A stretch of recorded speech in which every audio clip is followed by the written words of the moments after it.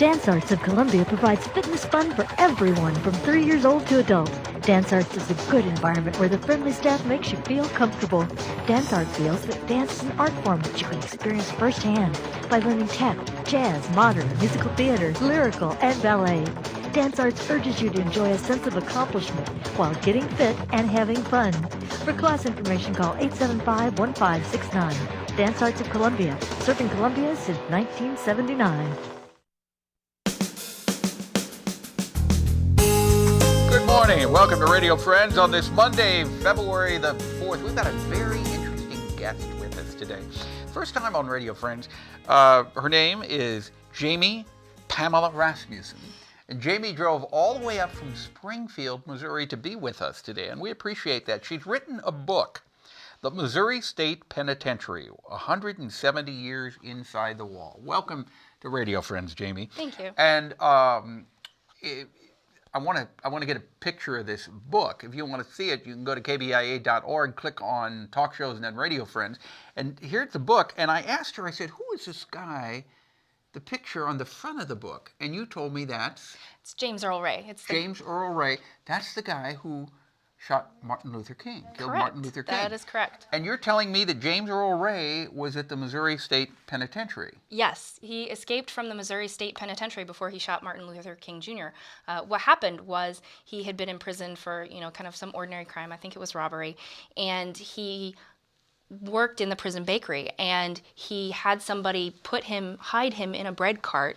And when they carted the bread out from the penitentiary to one of the other institutions. Carted him out too. He jumped out of the truck and headed off to Kansas City, and eventually, through various machinations, ended up in the same town that Martin Luther King where was. he got shot. Yeah, I had no idea, but James Earl Ray was at the Missouri State Penitentiary. He's gone now, isn't he? Yes, he died in what? In 97, and the really interesting thing that I found about the story was it was actually his time in the penitentiary that was one of the clues that led them to finding him as being Martin Luther King Jr.'s killer, because he had a radio with him when he shot Martin Luther King Jr. that had his inmate number from the Missouri State Penitentiary chiseled into it, and they're like, oh, they matched him up, and that was one of the things that gave it away. Yeah. What drove you to write this book? Really, it was a combination of things. And I've always had an interest in history. I got my undergraduate degree in history. And then I went to law school, and I was working in Jefferson City at the Attorney General's office when the Jefferson City Convention and Visitors Bureau started doing tours at the prison. And so it was just this combination of history and criminal law, and I couldn't really resist. Right. So you took a tour of the prison. And I asked you, I said, did you go into solitary confinement? And your answer was? Yes. How did it feel in solitary confinement? It was scary, very scary. What they do on the tour is they take you into A Hall, which is probably the most famous building at the penitentiary, and it's the oldest one still standing. And they take you into the basement, and this is where they had the punishment halls in the 1800s and early 1900s. What are the punishment halls? Oh, that's just where they put people who had broken the prison rules. So basically solitary confinement. And you go down there, and it's just this hole in the ground. And there's no running water, there's no electricity, and the tour guides will, even if you're brave, turn off the lights so you can feel what it was actually like to be in that cell. So they put you, when you were in solitary confinement, they put you down in that hole, and they turned off all the lights? Yes, and left you there. For how long? Well, for me, and the people on the tour, 5 minutes, which was plenty. But some of the prisoners, they would leave them there for days on bread and water. It was very horrific conditions. Now, what all are we going to find in this book when we read the book? Are we going to feel like we're in solitary confinement when you write about it? I hope not, because it's scary. No, the premise of this book was I just wanted to present a short story of the penitentiary itself. As you may or may not know, the Missouri State Penitentiary opened in the 1830s, and it closed in 2004. And in 2009, when they started doing tours of these old buildings, they did not have a book that just told the story of that institution. And that's what I'm trying to do in this book. Yeah. And that sounds really dry and No, it doesn't. It sounds historical. very interesting. I'm looking at some pictures here. Amy, Oh, yes. if you can get a shot of this. And again, if you want to see these pictures, go to kbia.org, click on talk shows and then Radio Friends. Can you describe what are we looking at right here? This is actually one of the ordinary cells in A Hall, and the reason I took these two pictures, some of the pictures in the book are my own pictures, and some are ones that I got from the Missouri State Archives, but these are pictures that I took. And in the late 70s, up to 6 people would be living in a cell this size. Okay, and if you can, we'll describe it for you if you're listening to us on the radio right now. It's not very appealing at all. It looks like maybe it's about 5 feet wide.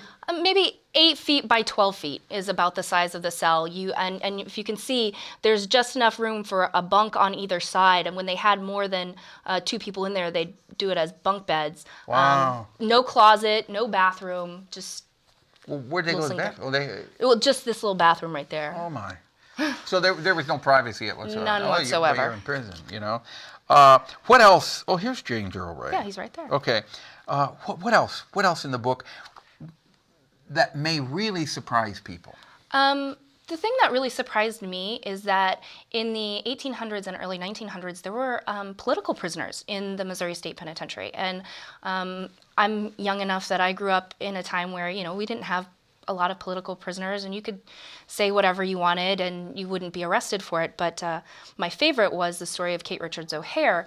And what happened is she opposed World War I, and she gave speeches saying you shouldn't mention and enlist, blah, blah, blah, blah. They put her in jail for it, and she spent almost a year and a half in the Missouri State Penitentiary. Because she opposed the war. Yes. And she spoke out against it. Right. And this is in the time when the prison was very overcrowded, the conditions were horrid, and this, middle-class activist is thrown in there for saying what she believes. It's a compelling story. It is.